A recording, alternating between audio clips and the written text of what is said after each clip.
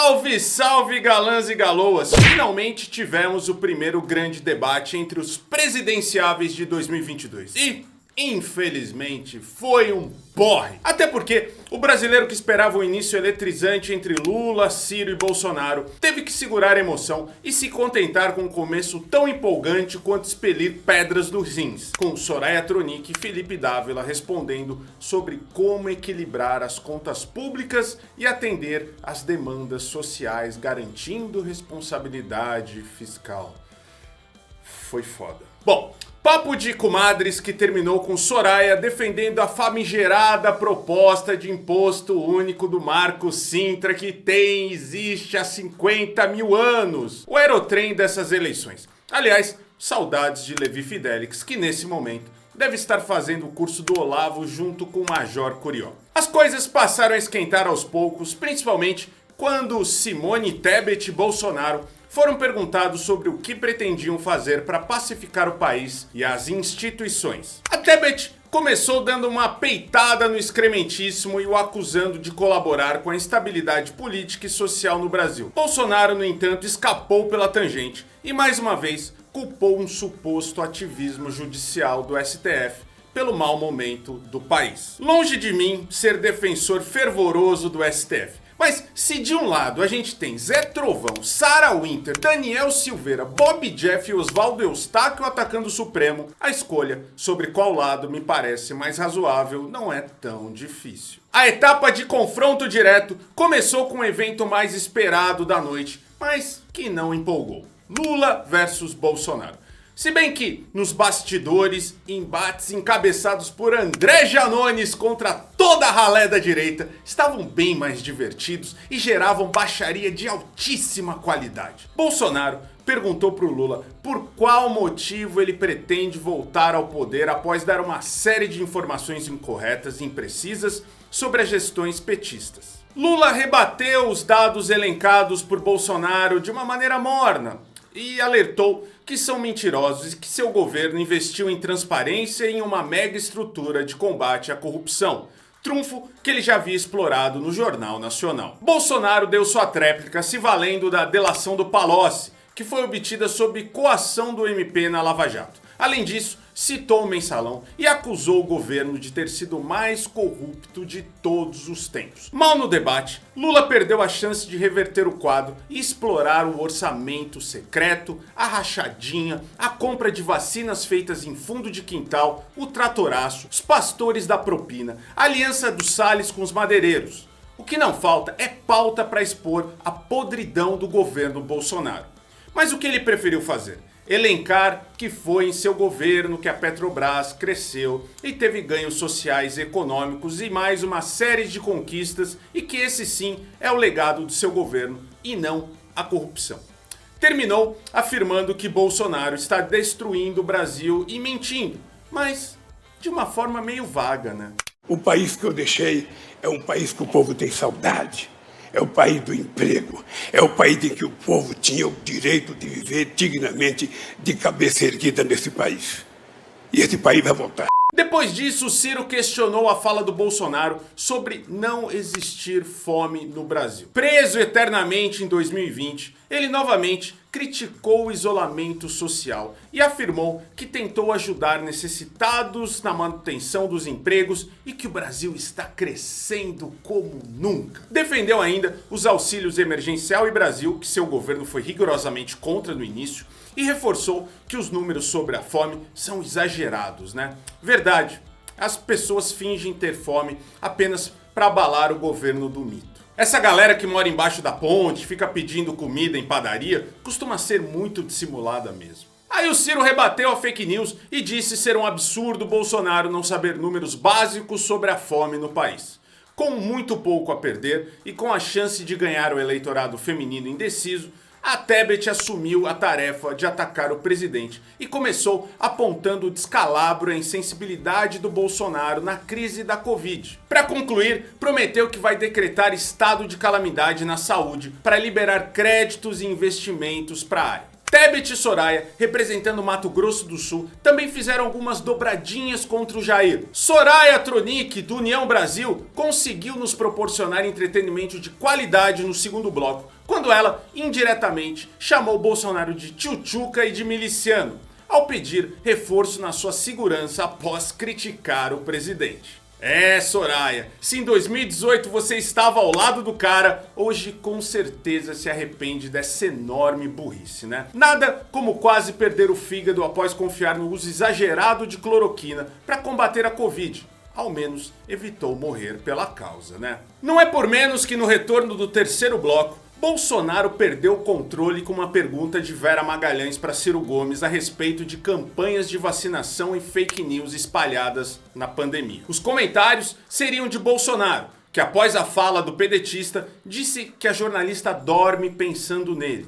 Desequilibrado como sempre, ainda deu patadas em Simone e Soraya. Com isso ele perde votos? Duvido. O eleitor dele deve ter achado que foi uma grande mitada e o recorte já circula no Zap desde ontem. Mas, por outro lado, se a ideia é atrair votos femininos, com tal postura ele não garante esse objetivo. Soraya e principalmente Tebet, ora são 1, 2, 3 ou traço nas pesquisas, mas a postura combativa delas se vale justamente dessa posição.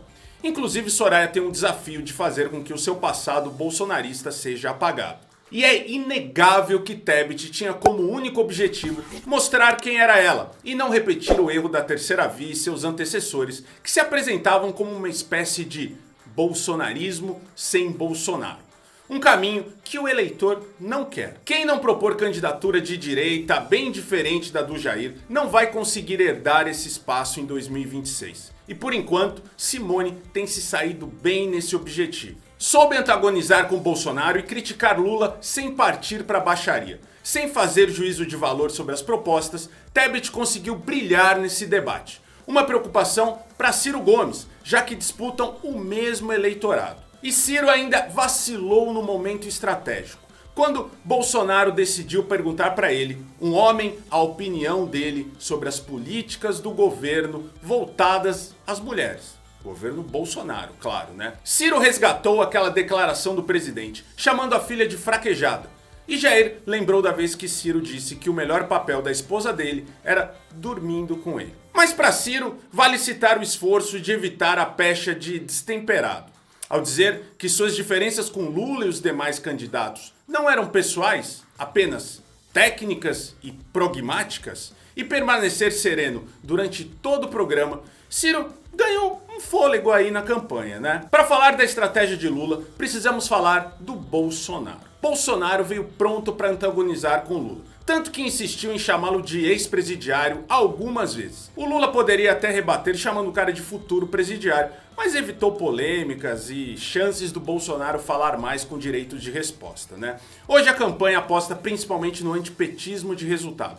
Lula e a sua equipe sabem disso, então a postura do petista foi justamente a de evitar qualquer comportamento que ajudasse indiretamente o Genon. Uma estratégia interessante, mas que fez com que Lula perdesse algumas oportunidades em seus poucos embates com Bolsonaro, principalmente quando o assunto foi Auxílio Brasil e transparência no governo. Foi uma participação sem brilho algum, exceto pelo momento em que ele falou para Soraya que ela pode até nem ter visto mudança no Brasil nos últimos anos. Mas o jardineiro, o motorista e a empregada doméstica viram sim. A segunda coisa que eu queria dizer para a candidata Soraya é de que nesse país se consegue falar muita coisa e a senhora disse que não viu esse país que eu falei acontecer. O seu motorista viu, o seu jardineiro viu, a sua empregada doméstica viu. Você pode perguntar para a sua empregada doméstica que ela viu que esse país melhorou. No entanto, a audiência desse debate na TV não chega nem perto da do Jornal Nacional. Por isso que para os candidatos, com certeza vai pesar mais a participação no noticiário da Globo. Já Felipe Dávila não merece mais do que algumas poucas palavras.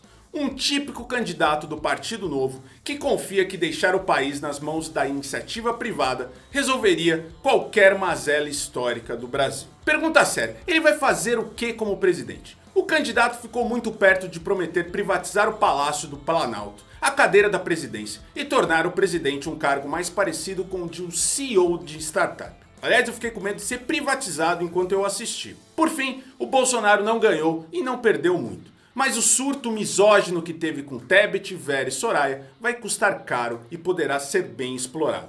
Se fosse para elencar um vitorioso ou vitoriosa, seria, claro, Simone Tebet, que conseguiu antagonizar com Bolsonaro e fazer uma boa apresentação. O candidato Bolsonaro, como deputado, defendeu um assassino de uma mulher no Senado. Defendeu um torturador de mulheres, assim mesmo, no plural.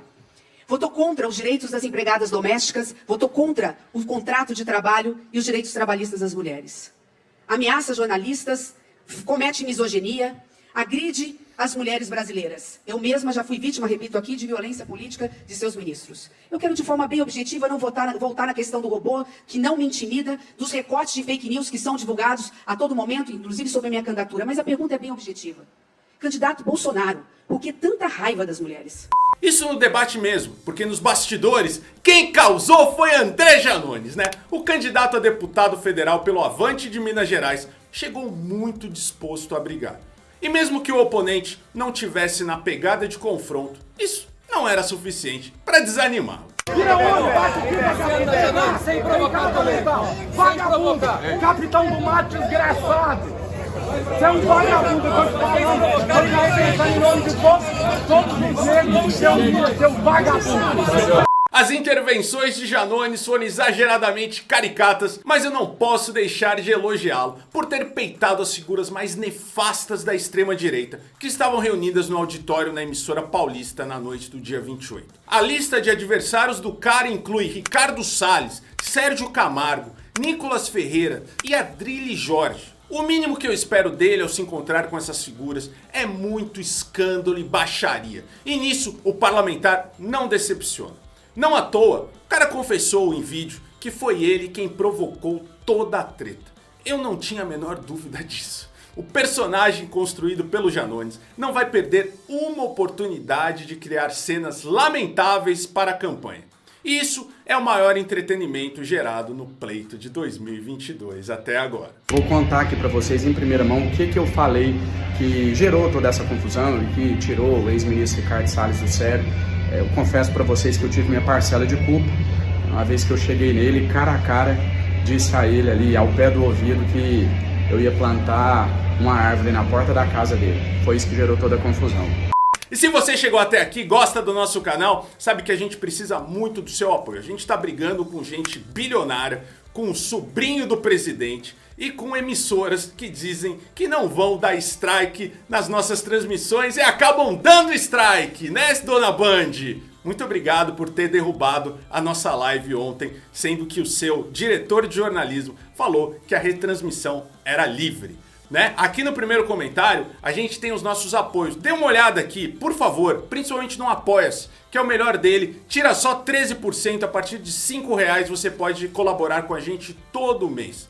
Tem também nosso Pix, nosso Paypal, nossa conta corrente. Aqui no YouTube tem o botão do Seja Membro. E você também nos siga nas outras redes sociais que são mais caóticas ainda: Instagram, Twitter e Facebook. E se você é um desses que ainda acredita na palavra do Felipe Dávila do Novo, eu só tenho uma coisa pra te dizer: privatizar não passarão!